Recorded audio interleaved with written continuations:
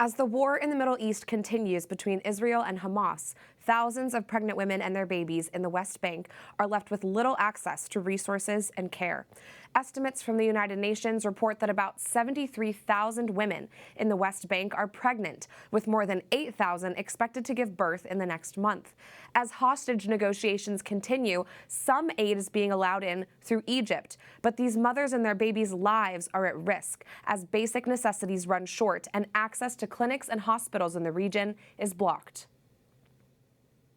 Here, there is a shortage of capabilities in hospitals, and we are afraid, in light of these current circumstances, that things will become worse and that we will not find treatment for our children.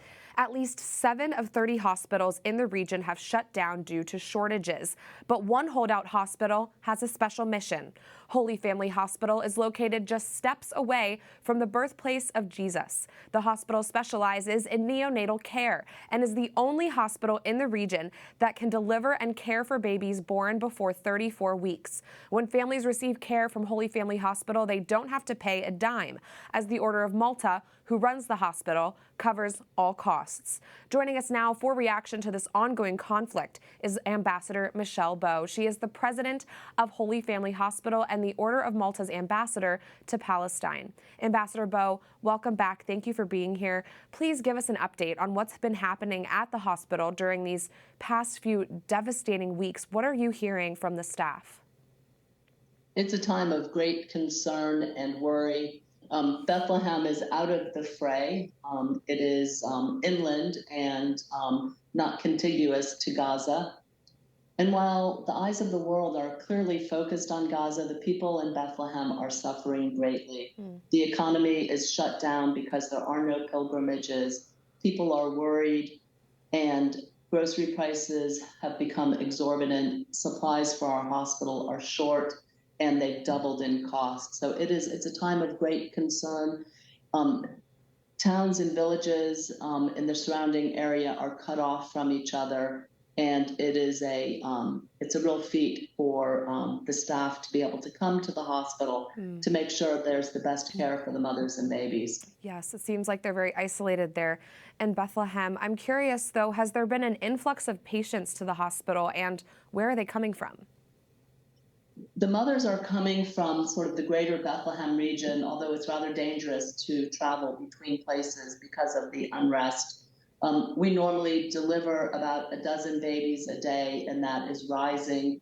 And the sad news is many mothers are coming in for preterm delivery because of the anxiety, the shortage of water, and mothers are arriving to the hospital hungry because 95% of the salaries of the workforce are cut in Bethlehem. It's a humanitarian disaster. Wow. And Ambassador, of course, all across the region, we've heard many reports of children being kidnapped, hurt, even losing their lives at the hands of the Hamas terrorists.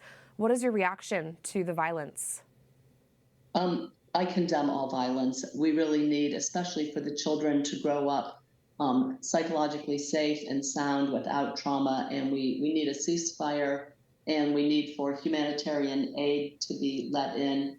The people of Bethlehem have opened the schools. They're trying to give the children a great sense of normalcy, but it's a time of tension and fear. And this is a region that has known these kinds of tension and fears. It's a land of contrasts and juxtapositions. But in the midst of all of this, hope still is alive in Bethlehem. This morning, I got a call from a friend who announced to me that she was overjoyed. She's pregnant with her third child. She's been waiting for this baby for 10 years, and she just found out. And I thought, what a commitment to hope, to know that in the midst of this sorrow and suffering, that this woman is just rejoicing and that she's going to be delivering a baby in difficult circumstances, but she's just overcome with the joy of a new life. And of course, like her other 2 babies, she'll deliver this one at Holy Family Hospital. So in the midst of the suffering, life goes on, and what better place to champion life than Holy Family Hospital in Bethlehem. Yes, praise God. And we have featured Holy Family Hospital on the show before. It has always served as a beacon of light in the Holy Land. For our viewers who are not familiar with the hospital's work, could you tell us a little bit more about its unique role in the region? Holy Family Hospital is an infant and maternity hospital. We deliver almost 5,000 babies a year. We have the only state-of-the-art level 3 NICU in the region. But the most special thing about Holy Family Hospitals, this was a gift to the Order of Malta from Pope John Paul II.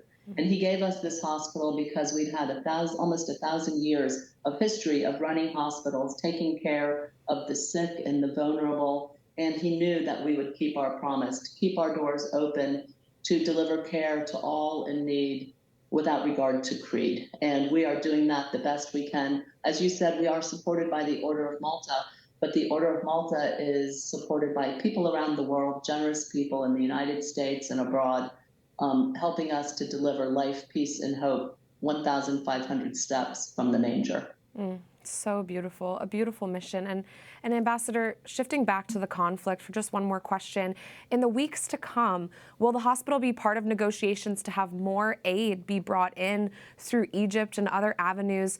And are we certain that this aid won't be taken by Hamas or people who want the war to go on? How can our viewers help with all of this?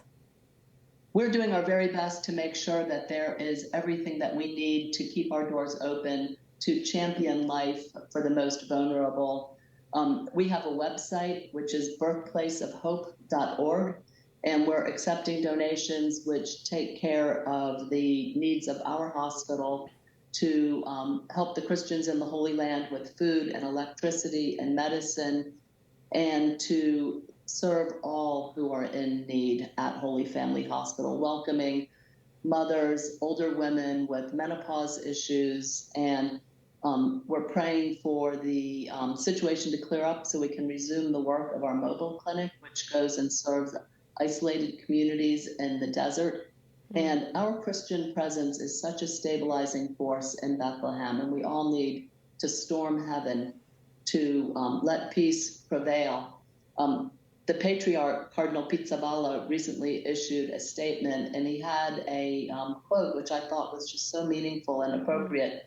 And he said, as long as the weapons speak, it won't be possible to hear other voices. And so we need to pray for the weapons to cease and the voices of peace, calm, and reason to be raised up to champion life and the people who are so vulnerable there in the Holy Land. Of course. Well, we, of course, are storming heaven for the situation that will be cleared up, especially for you and everyone at Holy Family Hospital who's working hard to continue to save lives. Thank you for joining us, Ambassador Michele Bowe, President of Holy Family Hospital. God bless you. Thank you, Prudence.